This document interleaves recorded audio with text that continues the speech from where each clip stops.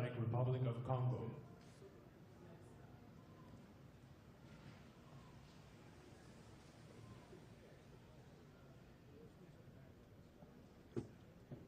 His Excellency Joseph Kabila Kabange, President of the Democratic Republic of the Congo.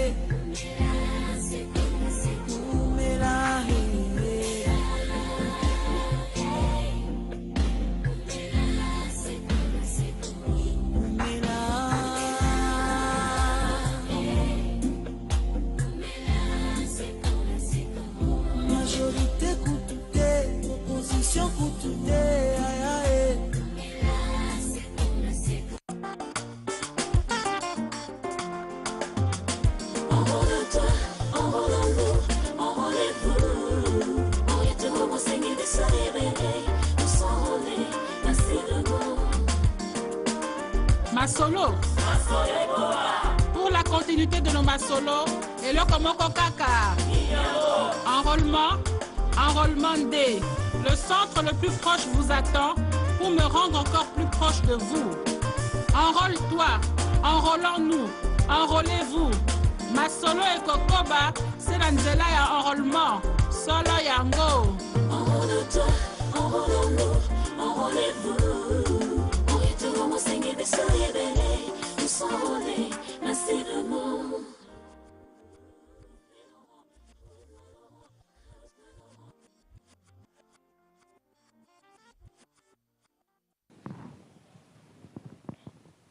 Bonjour, welcome sur Welcome TV. Nous sommes en direct ici en Angleterre à l'actualité. Toujours comme d'habitude, la majorité présidentielle dit cap sur les élections avec Joseph Kabila Kabange, le fils de la paix, comme autorité morale.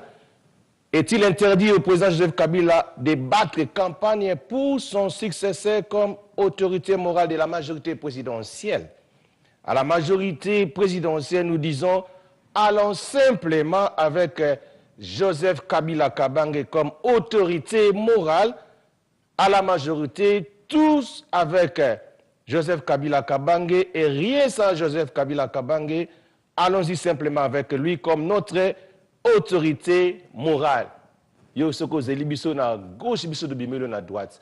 Alors bolanda popo ya nemanda sembe ndegema lo bagina Ata Bokita Lelo le roi c'est Kabila. Le roi. Alors, Boyo Kibinomoko ne monacé mais Nenge Alobi. Alors, nous continuons toujours nos actualités. Mission accomplie pour Marie-Olive Lembe Kabila, qui vient de soulager une cinquantaine d'enfants souffrant d'hydrocéphalie et d'autres malformations congénitales. L'époux du chef de l'État a assisté à la cérémonie. Alors, princesse, reportage. Son élan de cœur la pousse à aider avant tout ses compatriotes. Aussitôt arrivée à Kindu, la première dame de la République démocratique du Congo s'est rendue au chevet des enfants opérés. Les premiers bénéficiaires de cette visite de bienfaisance, les patients de l'hôpital général de Kindu. Ici, sont hospitalisés 32 malades. Marie-Olive Lembe Kabila, armée de patience, passe auprès de chaque opéré. Elle reste à l'écoute du docteur Mwepu qui a pris en charge ces malformations complexes en un temps record. Préoccupée par la bonne santé, gage du développement d'une nation, Marie-Olive Lembe Kabila ne rate pas l'occasion de prodiguer des conseils sur les bonnes habitudes alimentaires. Kukula mzuri haiko nyama tu, haiko mboka tu. Kukula mzuri iko kukula malenga-lenga, maipinale, utakuta karote, malegime mzuri iko bien juu ya santé yetu. Deuxième étape de sa ronde, le centre hospitalier Lumbu-Lumbu. L'épouse du chef de l'État se prête au même exercice, cette fois sous la conduite du docteur Talaja qui a supervisé cette campagne des chirurgies de masse en faveur de plus pauvres. Rien que par son regard et son sourire, l'épouse du chef de l'État suscite un élan d'espoir auprès des patients. Une cérémonie de clôture donne l'opportunité aux parents, aux autorités politiques ainsi qu'au corps médical, en présence de la première dame de la République démocratique du Congo, de s'informer sur le bilan et les péripéties de la réalisation de cette campagne humanitaire. Et c'est dans cette optique de résolution de ces problèmes que la distinguée première dame, Madame Marie-Olive Lembe Kabila, en tant que mère de la nation, nous a instruit à organiser une équipe d'experts congolais avec l'appui de la Société congolaise de neurochirurgie et des vétérinaires pour la prise en charge de ces enfants. Le gouverneur de la ville a, dans son mot, remercié l'épouse du chef de l'État pour avoir valorisé l'expertise congolaise.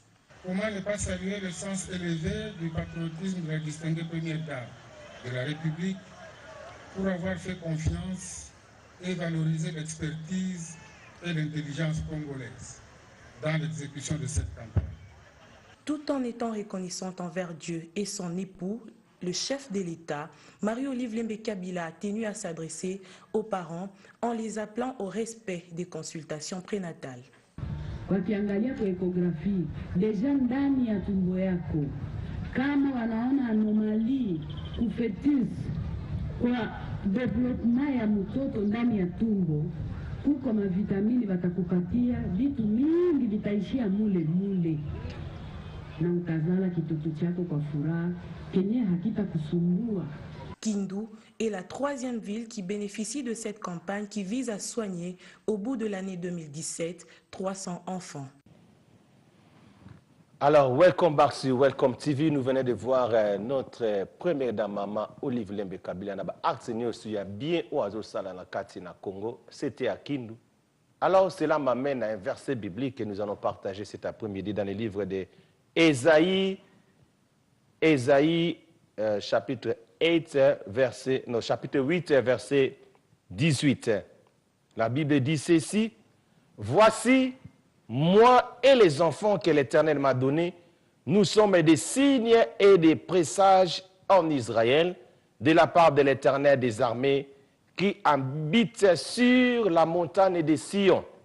Je répète, Ésaïe, chapitre 8, verset 18. La Bible dit ceci: voici, moi et les enfants que l'Éternel m'a donnés, nous sommes des signes et des présages en Israël, de la part de l'Éternel qui habite sur la montagne de Sion. Alors j'aimerais vous dire que si Dieu t'a créé, c'est pour que tu puisses être une personne où il y a signe au balobi nangeba wonders, signe présage zabiloko ya bien na mokili. Dieu n'était pas créé, a créé yote pour na yo za la victime.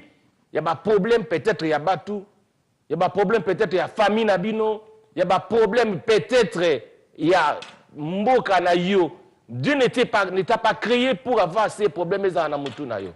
Nzamba créé yo pour za la mutu o bon sala ba signe pe biloko malamu na mokili oyo. Voilà pourquoi Dieu t'a créé. Na kati na vie, tout le monde a battu ebele na kati na Bible lelo que Nzambe azwa bango quelque part pe a komisa bango batu minene pe a komisa bango bato produisa ba signe pe ba miracle belé. Tokozwa mutu lokola Moïse. Moïse, il était né na maman moko azaki esclave, mais Dieu a utilisé Moïse a commis mutu a komaki kosala ba signe ba miracle ba wonde donc ba makambo ya bien na mokili lelo emoni. Tozui lokola David. David, il était dans une famille ignorée quelque part dans la brousse, batike na katachan, mais Dieu l'a utilisé à sala ba signe, il a même defeat tobengi Goliath pour na lelo bana Israël ba kozwa victoire. Alors ils ont la battu même dans le temps présent que Dieu utilise pour que bakuma ba wonde de ba signe bakoma bakunzi bakoma batoyo bakoprodige ba miracle. Voilà pourquoi toi qui me suis, donc tala tout autour de toi, même dans ta famille, ce que monde que peut-être famille na yo eza bato kutu dans ndimite que eloko moka bien ko bimana, mais je t'assure cet après-midi parce que Dieu m'a envoyé cet après-midi pour te dire, ne regarde pas ce qui est autour de toi, regarde ce que Dieu a dit dans sa parole. Il t'a créé toi et tes enfants pour que vous puissiez prodiger des signes et des wonders dans la vie. Donc, ezakaka yo kakate me yo na bana na yo na ba descendant na yo beaucoup produire ba signe. Yango moni David alobi na Psaume 71 71 alobi je suis pour plusieurs comme une prodige et toi tu es toujours mon puissant refuge. David a dit, je suis pour plusieurs. Donc, Azaki pour plusieurs comme un prodige. Donc, Moutumoko a prodigé, ba miracle, ba biloko bien à Mokili. Voilà pourquoi Dieu est à David a dit l'homme selon mon cœur. Voilà, je suis venu te dire cet après-midi, Dieu t'a créé pour que tu puisses produire des signes et des miracles et des bonnes choses dans ce monde. Pas seulement toi, toi et tes enfants, et les enfants de tes enfants, borozala bateau, boroproduire des signes et des miracles. Kotala bateau, baza aux alentours na yote. Nzamba poni yonde. C'est toi que Dieu t'a choisi. C'est toi que Dieu a dit. En toi, je vais élever cet État. À toi, je vais élever ce pays. À toi, les gens verront des signes et des miracles. En toi, les gens verront la paix ou toutes les choses que Dieu a dit dans ta parole. Et ça va garantir na biso. Ce que vous avez on te demande une garantie. Garantie, c'est pour apaiser mon thème. Ya mukolo ndaku pas mona que oui réellement oza muto ko futa ndaku nayo. Alors les appels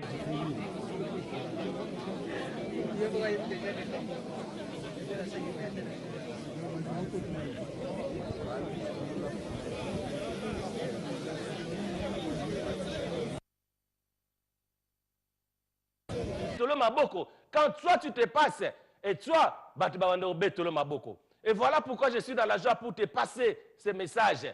Et après-midi oyo que Dieu t'a choisi pour que tu puisses être une bénédiction dans cet état.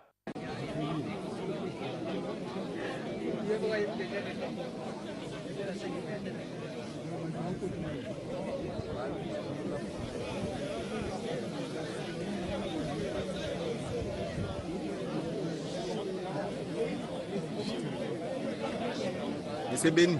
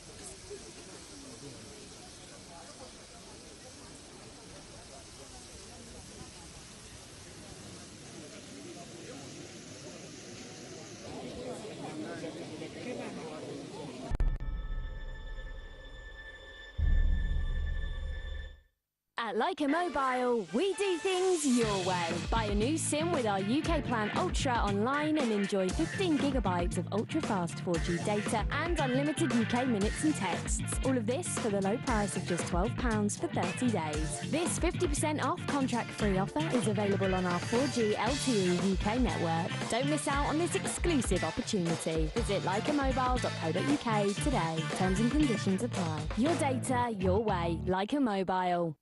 Namaskar. Namaskar. Namaste. I love India. So, travel a lot? No, just on business. You love India without experiencing it. But I have experienced it, right here on Air India. I always fly Air India.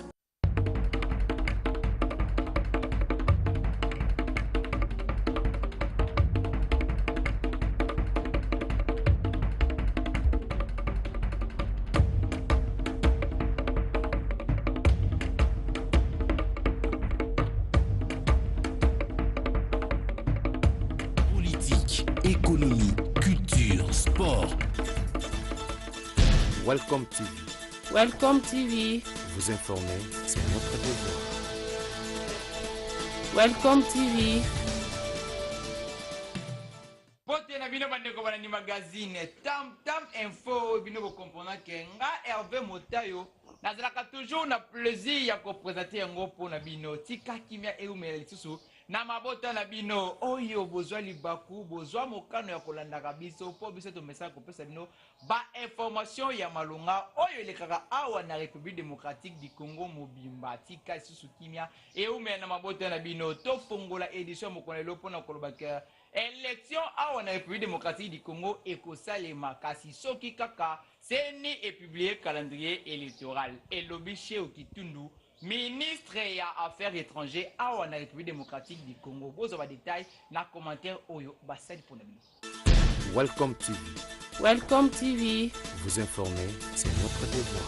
Vice-premier ministre ya affaires étrangères Léonard Cheko Kitundu a affirmé qu'il lobby jeudi 17 août liboso ya Conseil de sécurité ya Nations Unies na New York que ba élection ya République démocratique du Congo ekosalama kolandana na calendrier électoral oyo ekopesama na seni pe abakisaki na koloba ete na ye na délégation na ye mobimba ba assurer Conseil de sécurité mobimba ke ba élection ekosalema ndenge kaka ya accord ya 31 décembre 2016 esengaki que seni sensa pe na gouvernement esengeli bavanda pona kosala évaluation oyo ekosunga bango pona kopréparer malamu ba période exacte ya teni ya ba élection misatu oyo tozali kozela na yango ezali élection présidentielle législative nationale na législative provinciale pe asukisaki na koloba soki gouvernement akosenga na session parlementaire oyo ekoya pona ko-inscrire na lombango examen ya révision ya loi électorale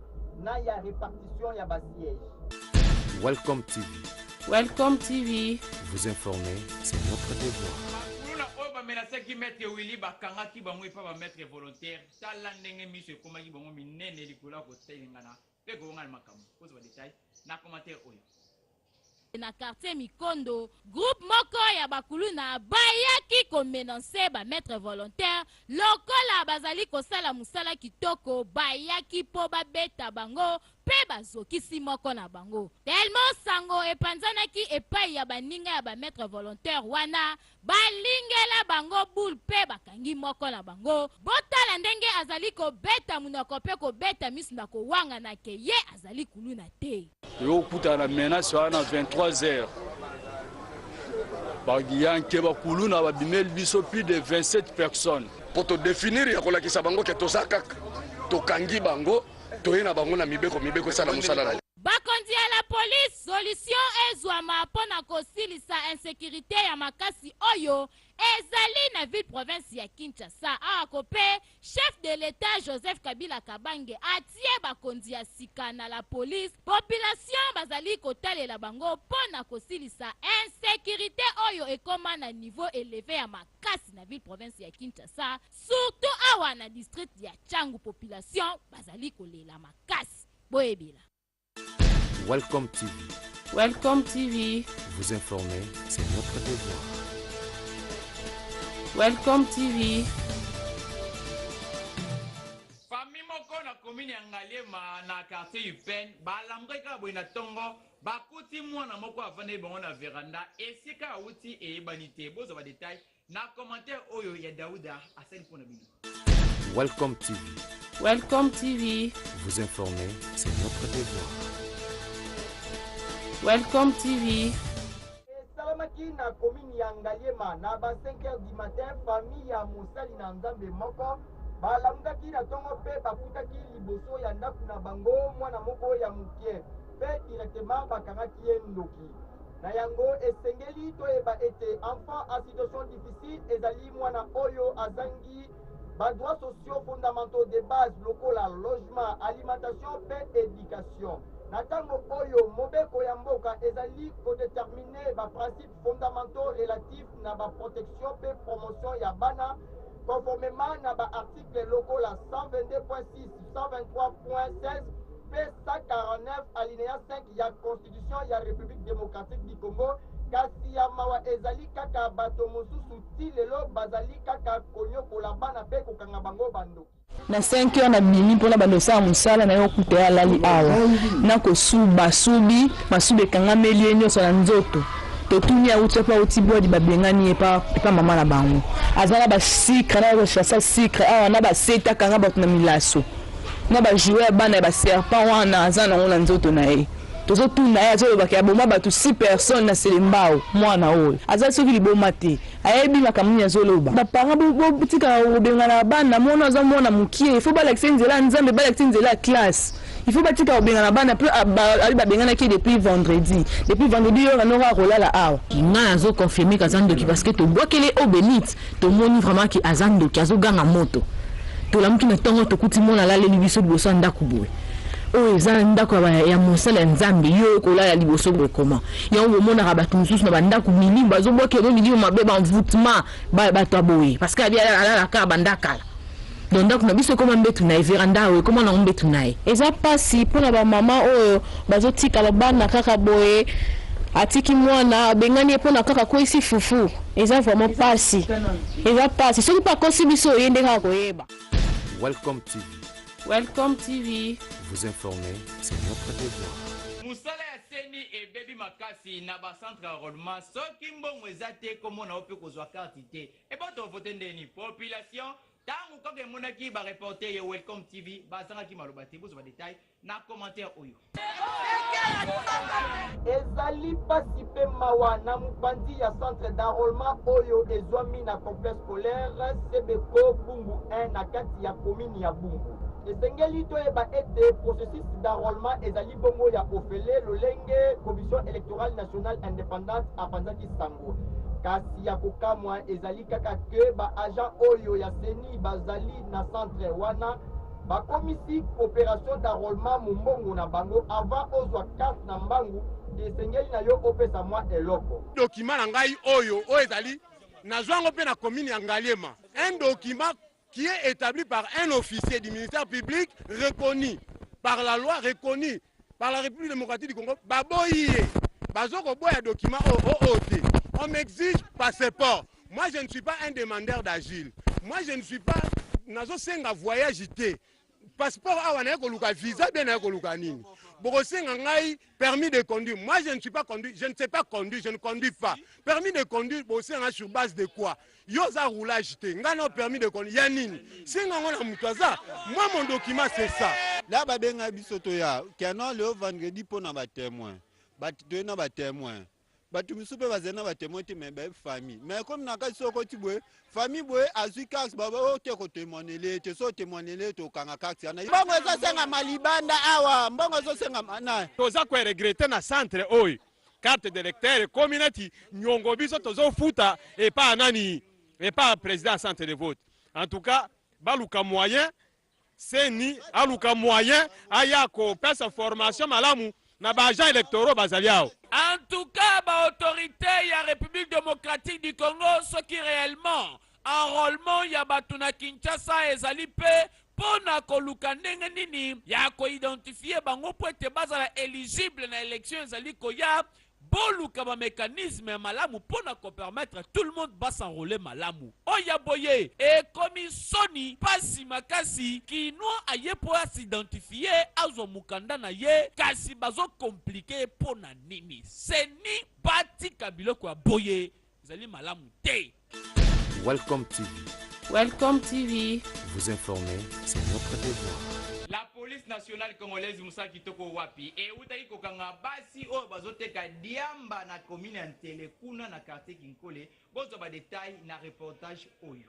Be oyo tozalaki mingi ko observer yango awa na ville province ya Kinshasa epai ya bandeko ya mibali boyeba ke mikolo oyo ekomi kopie epai ya bandeko ya basi kukamwa pasi pesoni lokola bandeko ya basi oyo misatu bozali komona la police nationale congolaise achie bango maboko pamba te bango bakota na mosala ya kotrafike tope ya koteka diamba pasi pe mawa tozali awa na quartier Kinkole na commune ya Ntsele donc ndenge bozali komona bango misatu boye bazalaka na nganda na bango oyo bamesana koteke la population diamba alors que mibeko ya mboka epekisa makasi na yango la police nationale congolaise akweki na bango pe ache bango maboko tokuti tofuye tokuti boule ya bangi tokuti sachet moko na bangi yango donc tokangi yango eza sikoyo na disposition ya procureur nalobi na koencourager mosala ya la police nde basali puisque makambo oyo ekomi kose répéter trop na quartier bakomi koassocie na bana basi bana mibali kokota bandako na butu baza koviole kobuka bandako koyiba babiloko likambo oyo esengeli esala soni pe pasi ya makasi komona bafi ya boye bakota na mosala ya kotekaka diamba oyo mibeko ya mboka epekisa makasi vente ya bastupéfiant na bakanabis awa na mboka en tout cas boye ezali soni pe pasi makasi kitoko te. Welcome TV. Welcome TV. Vous informer, c'est notre devoir. Welcome TV.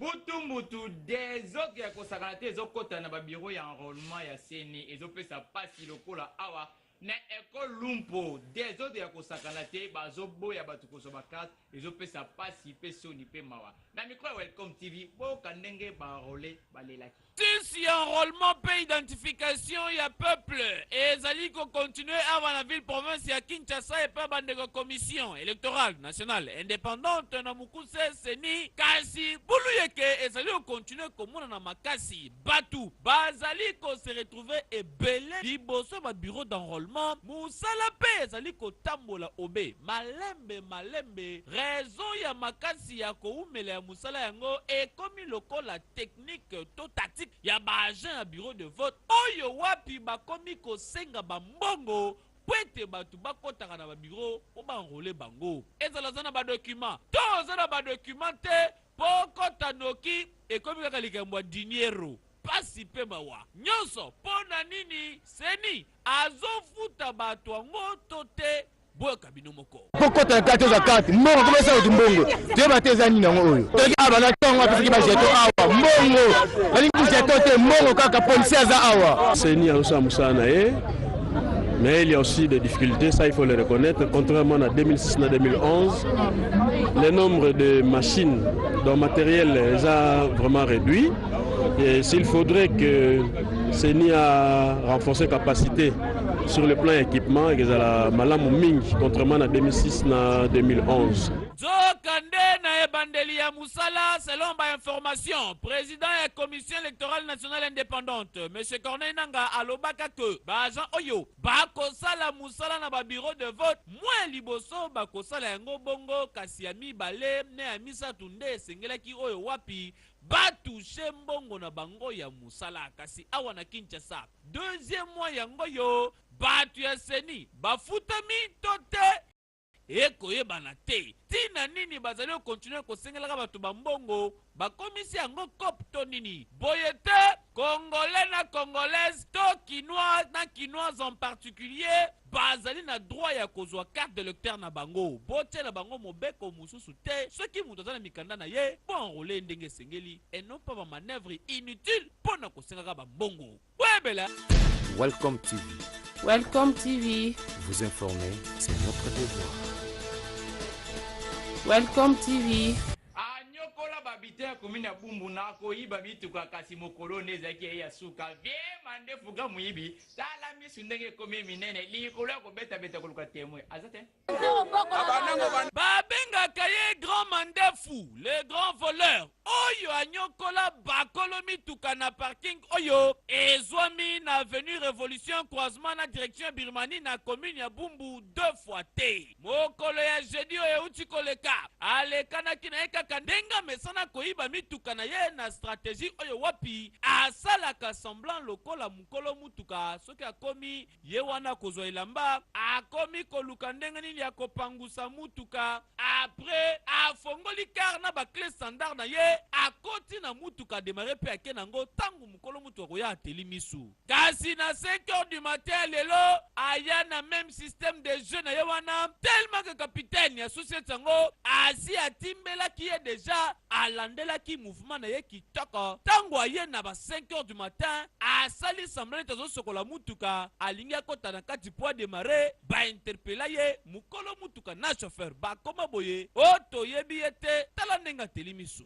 oyibi aye ayiba mutuka na ngai alo naza pembeni nalalisaki mutuka pembeni ya susati wana alo moyibi samedi ayaki afongola mutuka afongoli mutuka akomi asokoli mutuka ntango azosokola mutuka wana komanda oyo alalaki ya mwasi wana komanda ya mwasi alalaki na ntongo ifale mama kaya ifale akanga ye akimi shofer azobenganga ke papa moyibi wana alingaki ayiba samedi bakangi ye aza moyibi ake pe maka sansu wana kuna alongwa awa ake pe maka sansu wana kuna alinga memisanga ngamba awa population nyonso akolaboraka na polisi osali kaka erreur tokozwa yo kaka kimoyibi ekola pe bakolisa tactique na ndenge ya defwa te kasi boyeba ke awa la police bakonzi ya sika boyeba ke bango pe bakokolisa vitesse ya musala na bango bino bavoleur boyebela deja po mikolo yo bakolandela bino ntina suka awa grand mandefu akangami boye epesa bino pe leson leta sala musala na yo tinde pe bisika esengeli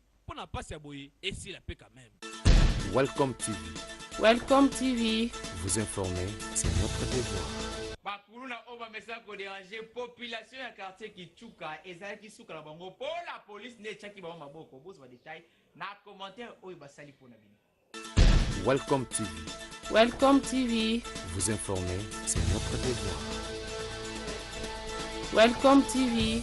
Population ya quartier Kinsuka Pêcheur na commune ya Ngaliema balobi trop c'est trop na likambo ya insécurité oyo ekomi kosalema kuna makasi yango wana mokolo ya lelo tozali awa na avenir Régie des Eaux boyeba que population bakangaki bakulu na oyo bozali komona au total bazali bongo 3 pe babeti bango mabe na ndenge kosakana te potala ndenge bakomi babugar pe selon ba information oyo tozaki sur place bazalaki ebele oyo bazali koseme terreur makasi na kati ya quartier oyo pe mikolo eleki bamenasaka makasi jeune garçon moko pe bazokisaki ye na ndeko moko ya mwasi pe babetaki ye nzete na loboko ti sikoyo bazali kuna na hôpital yango wana population efashaki makasi pe erekupere misatu oyo misusu bakimi babeti bango na ndenge ya defwa te nyonso wana mpona kolakisa kanda oyo bazali na yango envers bakuluna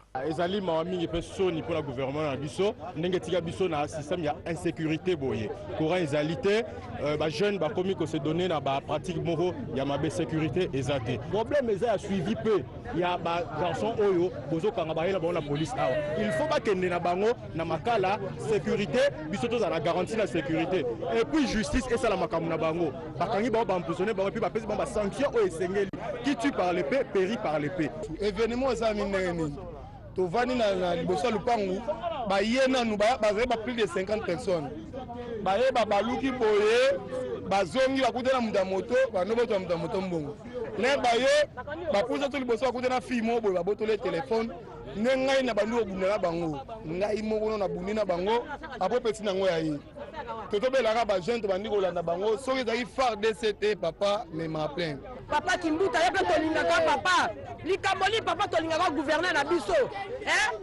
otiki biso boye mpola nini papa bao bazoboma biso bozoloba te eloko eza solo papi nango droit de l'homme justice populaire ezali mabe tokosenga epai ya population soki okangi motu oyo azali koseme terreur na kati ya quartier esengeli komema ye na acquis de droit pour que asubir peine na ye na ndenge elongobani eno ya kosala ye boye tokosenga mpe epai ya bakonzi ya la police nationale congolaise boye bakorenforcer sécurité makasi na ville province ya Kinshasa po niveau insécurité ekomi kokola non wana esengeli vraiment bolukila yango comme Welcome TV. Welcome TV. Vous informer, c'est notre devoir. Welcome TV. Reporter ya Welcome TV bakene ko surprendre faux agent ya Transco oya mesana kolia population mbongo kasi moko lelo ezaki ya ye ya suka fo akangamaki. Escroquerie eboti makolo eboti maboko elingi kaka epumbwa na kati ya nzoto ya jeune oyo bozali komona a escroka libota oyo mobimba obo pesa ba 20 000 ngai nde secrétaire général ya société ya transport au Congo Transco na mukuse kala mingi te recrutement ezobanda na kozwa bana bino na misala libota oyo pe bakanga misu 5 personnes mokoka bapesa ba 20 000 donc famille oyo ale bango 100 000 ba côté mususu sala baku nanu yebana te une année presque Joyo amuna na kalisusu te banda akima akenda kobata masoki wapi kasi mokolo lelo akwela mama na libabe babwilie taninga komotelisa misu nyonso esalemi nde na quartier Kindele précisément na monastère na commune ya Mongafula efseki biso ki aza secrétaire na Transco ki azo recruter batu toya topesa bambongo topesa biso nyonso tu bambongo donc toza vraiment belé parce que totali na nombre na biso na famille tokola ata ba 100 000 na mbongo topesa ki azwi na ba photo passeport ça fait déjà une année yango déjà tozo kende donc musala ngo toyeba ate oya ye musala ngo ya ndenge ni ti lelo tosala kati Transco eza déjà entreprise mo de munene eza transport vraiment ko zoa déjà bato modèle boyo bazo escroquer bato mbongo pona koloba kena batindi bango na Transco vraiment eza malamu eza déjà ko salir déjà compagnie oyo ya Transco bato modèle oyo donc baza bato mo il faut l'état saisir bango vraiment société dit Transco soki aza mposa koengager bato bokomona ta publicité na ba télévision tout ceci cela mais kaka boye brusquement muto abimelo kaka ona za muto ya Transco kondimaka n'importe qui te na banda ko nde message na kopesa pona ba oyo bazoyamba ba n'importe qui na bana na bango ona za muto ya Transco eza entreprise moko ya munene bakoza na baje na bwete o eza moyibi en tout cas l'état esengeli asala musala ndenge esengeli po batu oyo bakomi ko escroquer na kombo ya ba entreprise ya minene ata kobino moko pe ba parents tangu bozali ko s'engager na batu ya boye est-ce que ozali sûr que mutuloko aye na santé na ye na lolenge na ya kozala akokozala secrétaire général à Transco po pesa mbongo bofungwa mapeko boyebela yango parce que na yebi que je te connais. Welcome TV. Welcome TV. Vous informer, c'est notre devoir. Welcome TV. Tolongwa Kinshasa tokende na Congo central na village Pemba population bazo souffrir makasi pona pasi ya mai na courant kuna kutu mwana wa bota mikolo yo ayebi ne kutu courant te soki ezalaka nini boza ba détail na commentaire oyo ya ba reporter ya Welcome TV basali pona bino. Welcome TV. Welcome TV. Vous informer, c'est notre devoir. Soki olingi okende nkamba Jérusalem okoleka na mboka oyo ebengami na kombo ya village Pemba mboka oyo ekenda ntango po prophète Simon Kimbangu amelaka mai pe aliaka safu avant a continuer nzela na ye ya kokende nkamba yango village oyo Pemba ekoma passage obligé pona bato bazali kokende nkamba kasi village oyo depuis des anciens temps boyeba que etikala nango ko développer te ata muke uta tangu ya indépendance depuis 1960 ya République démocratique du Congo mai na courant kutu kotoyo bosana po batikala komona toko yoka ata solo na yango te ebongo hôpital ezalaka na yango te ata ekole ya malonga kotoyo bana bakendaka tina 10 km mpona kokende kotanga na bavillage mosusu nzokande selon bachercheurs scientifiques mabele ya village pemba oyo ezali na matière riche mpona pétrole ciment voire même diamant ezali na kati ya mabele oyo kasi population ya village pemba ezali kokontinue kovivre kaka na agriculture pêche na élevage. Avant indépendant mboka aussi déjà misale là déjà mboka bancêtre mais eloko ndeka keza passe awa courant na mai ezati bangomba pinde ezala basese boye bamere ndeti boye bazopotana po bakende koluka mai tosengi na bino bagouvernement botindela biso bacourant po courant euta awa ndenge ni biso na bamboka awa courant eza te esala biso mitema mpasi yango posa na biso biloko wana nyonso eya awa po bayeba mpendaki courant euta na bakongo biloko wana nyonso toza nango posa eya bisika révolution ya modernité ekoki kolakisama nzaka na yango yo kaka na bacentre ville te po village pemba oyo ezali moko ya bavillage oyo esengeli ekota na histoire Simon Kimbangu le grand prophète ya République démocratique du Congo donc bakonzie soki bokipe village pemba na révolution ya modernité ekosala eloko boyebela po tourisme mpe ekotisaka l'art.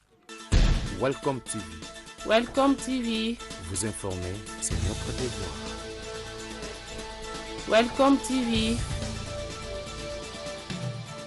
Na masina quartier 3 na Lokari na Avenue Congo mutuka moko ekweleli ndako kasi na kati ya ndako Congo mwana ya beba azalaki na kati akufi epesi pasi pe mawa na micro ya Welcome TV bozo ba détail et pas ya population.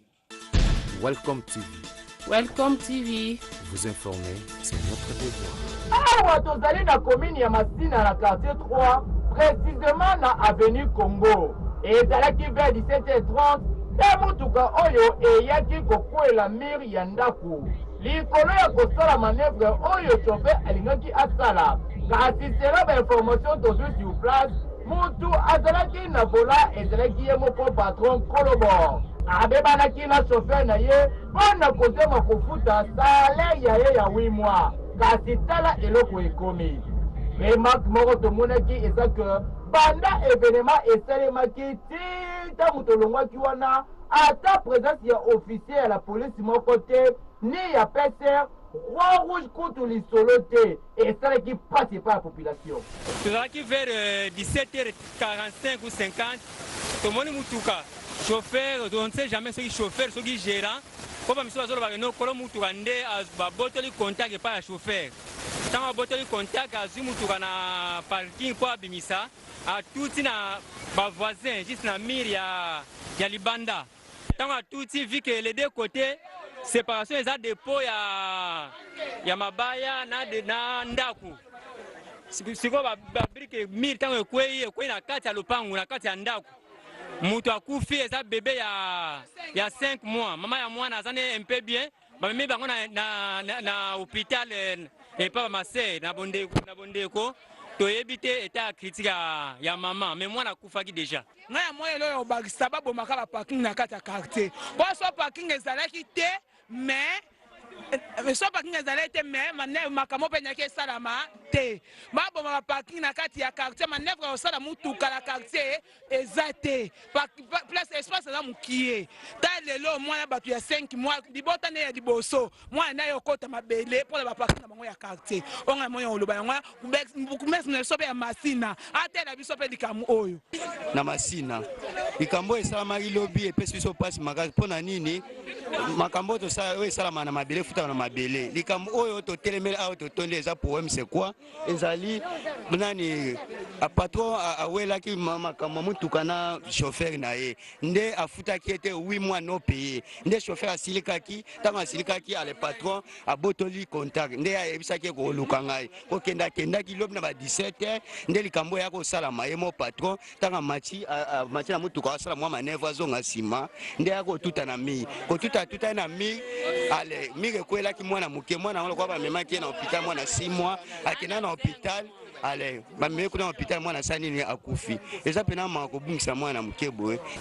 mutuka oyo monene esala manevre place oyo mutuka ekosala manevre te ere kokweyisa mire ekweyeli mwana mire ekweyeli mwana beba 5 mois koti asika basali na 1 mois te totomboli mwana toke na masere babika na biso te batili biso na Saint Joseph tili babika na biso te tobimi na mwana ti toyeke na bondeko tokomi vers 20h mwana ekokufa mwana mutu ekoya tala munene lola miniti oyo mama bango aza na problème makolo ezosala epasi tala nga nde nazoki mpona okebimisa mwana na se ya mabanga na koti na obimisa mwana pour ki misu ekoyelinga ndeti boye nakozwa swe nanga ezalaka te baparking ezala na quartier boye te eleki ebele espace eza te mutuka molai boye esa manevre place oyo ata bino mokotenga kaka na bakolo mituka nakosololaka bien na batravaye na bango mpo motoki na bango nde esengeli elesa bango boye kitoko te tala sikoyo en plus tokosenga mpe na bakonzi ya la police na koyebaka kozalaka apte na bamakambo ya boye kitoko te. Welcome TV. Welcome TV. Vous informer, c'est notre devoir. Welcome TV. Kuluna oya mesana ko déranger population ya quartier Maviokele kuna na commune ya Kimbanteke akangamaki et pas ba mettre volontaire ba tchage maboko piko kinena la police. Bozo ba détail na commentaire oyo ya welcome. Botala bilongi bien bavandi lokola bato bazozela loso na malewa kasi bazali bakuluna oyo basalaka ba opération ya mabe na quartier Maviokele na commune ya Kimbanteke bilongi na bango lokola basango tala net oyo bogari ya boye kasi kuluna munene bango misala na bango kopanza bawenze pe koboma koboto na bato biloko na quartier Maviokele mokolo ya lobi bachaki bango maboko kuna na la polisi ya district ya Changu tala ndenge bakomi lokola basoso basopeli mai siko bekiri ekirio koto ezaka na ngambo ekirio ezaka na ngambo basali lokola kozongisa babiloko na bango basaka na ngo kala oyo ya kokabola ba frontière o frontière biso toyebi frontière a lufu poko tangola andako ebukani ebele pe kuluna ngo bazali suso ya minene te kaka tumwa bana mike tango mibeko ekokanga bango koyoka keno mwana na biso sala kuluna te mais tango bazo tambola équipe ya 60 personnes 30 mama na papa ozomona obi ozomona te longonya na la police congolaise na musala kitoko oyo bazali kosala polo ndenge bazali kotia bato maboko boye ezali kosala malamu po population et continuer ko vivre malamu esala eloko te. Welcome TV. Welcome TV. Vous informer, c'est notre devoir. Welcome TV. Ndaku eziki na commune ya Kimbanteke kasi pesi pasi pa population pour ndako ngozali ya bourgmestre ya commune wana esalaki makasi ba reporter na biso Welcome TV bazalaki wana pour na ba détail. Welcome TV. Welcome TV. Vous informer, c'est notre devoir. Welcome TV. butu ya lelo ezalaki butu ya pasi pe mawa na libota ya bourgmestre ya commune ya Kimbanteke ndaku na ye eziki pasi pe mawa kobana ngonga 23h tina ba 2h du matin moto epeli na ndaku na ye cause selon ba source d'information tozui balobi court circuit ya courant esalemaki na ndaku ezikisi biloko na ye nyonso pasi na mutema botala degré nini moto ezikiseli biloko ata eloko oyo akoki korekipere ezali te pasi ya kosakana te na mutema kaka mpona bacourant oyo snel azokoka te komaîtrize ndenge nini ya kogere yango malamu toregrete mpona nini makambo ya boye na ndako ya bourgmestre eza neti ndako ya président de la république na kati ya Changu me ndako na ye eziki vraiment bakonzi ya liboso batala makambo oyo biloko nyonso ya ye eziki mokonzi mobimba esike kosalama makambo ya boye bino bakonzi boza liboso botala likambo oyo SNL bandako nyonso koto mpe bampule ezozikisa bacourant na bango ezozikisa bampule biloko ebele ya bato ya bandako. Incendie provoqué par coup circuit donc il y a courant na 23h et bandaki na 23h grâce na population bandeko ba voisin na biso baye to maîtriser ngo vers 1h. Donc tout le bamalamu ezalité makambu ya ceci cela esalika ka incendie tout à fait un événement triste mais qui arrive d'une courant. Autorité mobimba ya municipalité ya commune ya Kimbanteke eloko ya boye komelie heureusement que Nzambe a sauvé bango vie ata mutu moko akufite kasi ebele ya biloko oyo abungisi awa na ba document très important na ba biloko to ba matériel mususu ata ko ba appareil électroménager a kobandela lisusu ya 0 okomona pe kaka snel acroise pe maboko biso tozali koinsiste kaka na baautorité oyo bazali kotala makambo ya bacourant awa na ville province ya Kinshasa. Snel à revoir bakable na ye ebele et puis bainstallation ya bandako ebele il faut kolandelaka yango malamu po poye malamu te pasi ya kosakana te. Welcome TV. Welcome TV. Vous informer, c'est notre devoir. Welcome TV. Bon, comprenez que Zaki na élément on est bouclé complètement édition Mokona Lelo. Merci pour la confiance de fidélité. Oyo bozo continuer à kopesa biso yako kumbela mosala oyo kitoko makasi. Soki édition ngo sepesa kibino. Bon pesa merci l'ingénieur Marquis Moulo Ozaki na sima caméra. Yepé réalisateur pe monteur ya édition Mokona Lelo. To boza te ko remercier pe Daouda Ikuchu. Oya sunga kibiso na édition. Merci na ye moko pe Emmanuel Olingo ye alinga biso makasi azalaka pe tout le temps pour na biso. To boza na fete ye moko le boss. 2G. Messieurs, bienvenue mes salins pour la confiance de fidélité. Yako kumbela welcome pe masolo oyo kitoko makasi biso toko umena ye poto zabana maele bodi mianda buyela bosa kete moninga tango nyonso yeso kala libiso te ezaka problème ka ne na mesana kolela soki édition se pesa kibino bon pesa merci pe lisusu na ye moko nzambe tout puissant pour zobate biso ape soka maele te ya saka musalo kitoko te ngala bino tokuta na mokolo ozali koya pona édition ya sika biso toko umela petoke musika makasi po tane loka.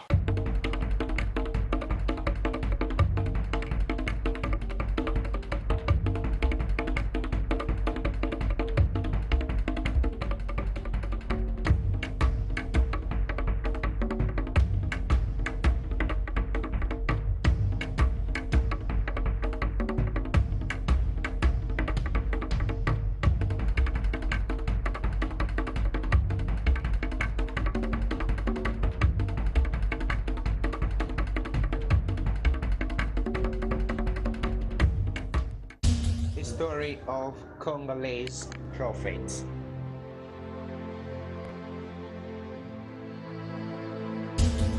The film is written by Marcus Muller.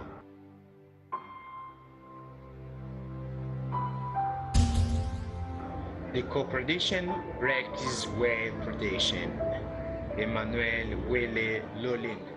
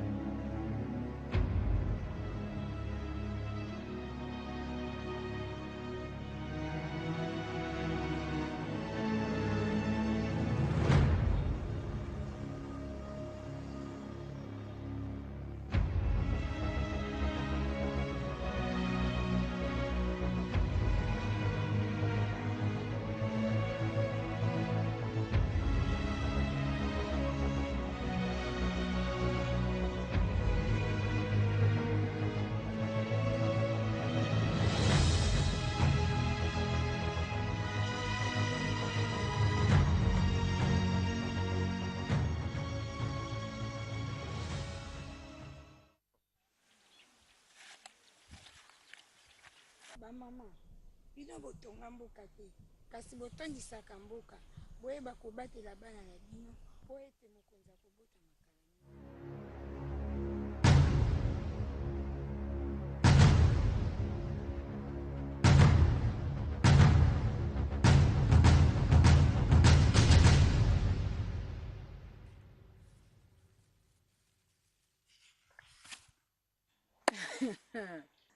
Oyo liboma te to belezebula te po akoma akoloba bamama kozala mama nde ngambo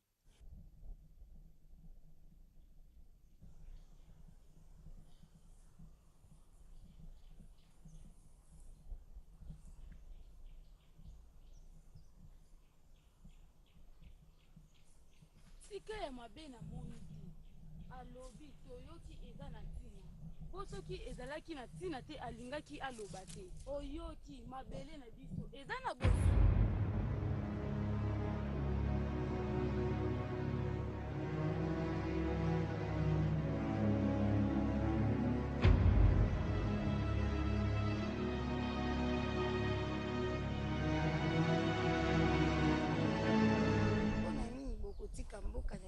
epai ya bapaya otiki yango epai ya loposo mosusu boyoka ngai mokonzi akobotama ntango mokonzi akobotama esengeli na bino bondima ye boyoka ye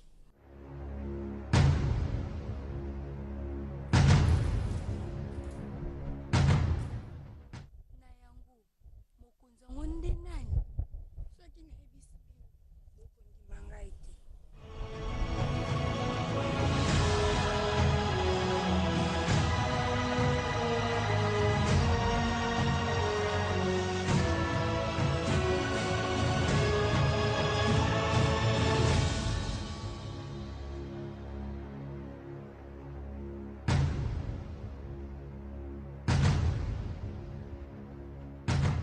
Vous êtes le nègre? Oui, chef.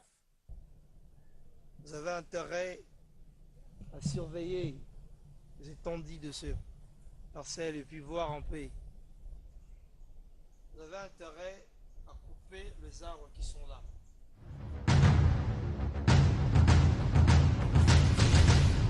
nayena sango malamu mpo na loposo pembe oyo azalaka awa kuna nini?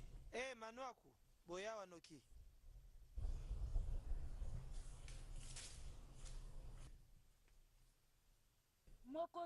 mokonzi motei moko abimi kuna alobi bino mindele boyaki koteya biso na koyiba biso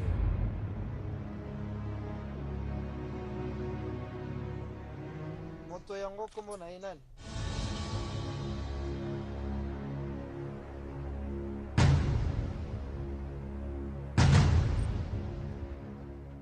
Vous, nègre, je vous ordonne d'aller arrêter la personne qui est en train de parler de choses pour nous.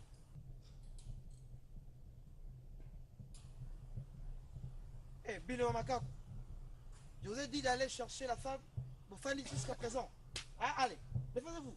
Allez, vite. Dans le bimang, vous allez bokene mang. Sikoyo, bokene. Sikoyo, allez bokene. Eh, dans la zone, on va bien monter, allez, bokene, sikoyo, mang, allez. Allez, bokene, allez. Bokene, mang.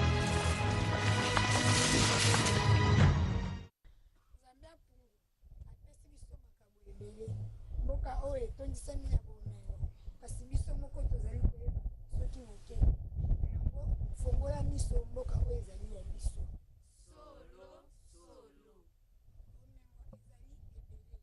kasi toyeba kosalela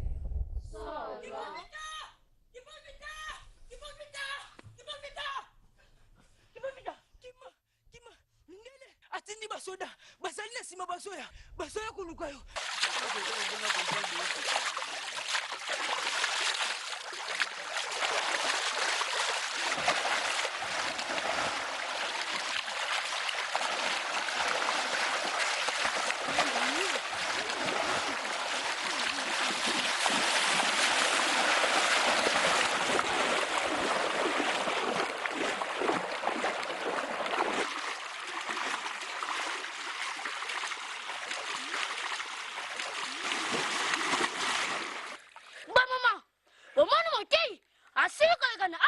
olobi oza tunanga oyoki te tosili komona ye te solo oyo ekomi mbala mibale soki bolobi te tokomemele mpe ya mokonzi mpe akosala bino nyonso ye alingi ya solo tozalaki na motei esika sili kokende tosili koyeba te solo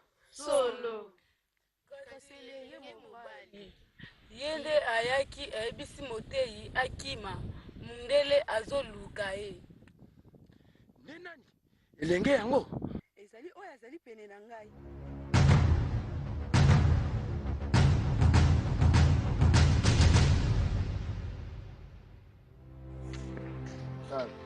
Sorry.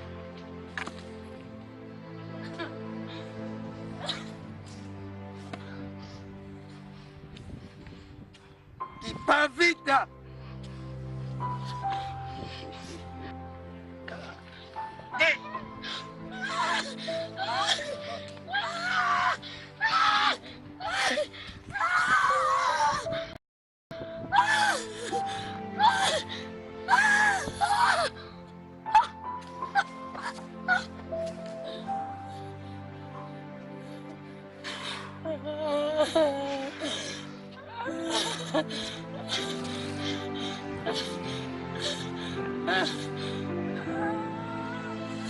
Otombola ye.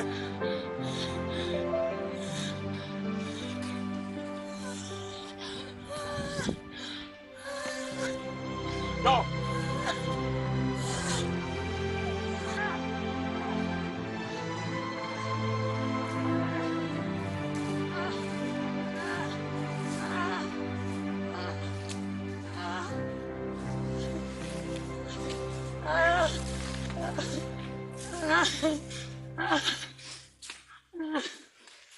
esengeli na biso tokata ye motu mpe tobwaka ye na mai akende te esi tosali ye mabe na yango tofina ye na mai mpe akufa. Bino baindo bokonyokolaka kaka baninga na bino mpona kozanga koyeba, kasi ngai nakei oyo bakoya nsima na ngai bakoleka ngai na koteya mpe na bikamwisi. Moindo fongola miso mboka oyo eza ya yo.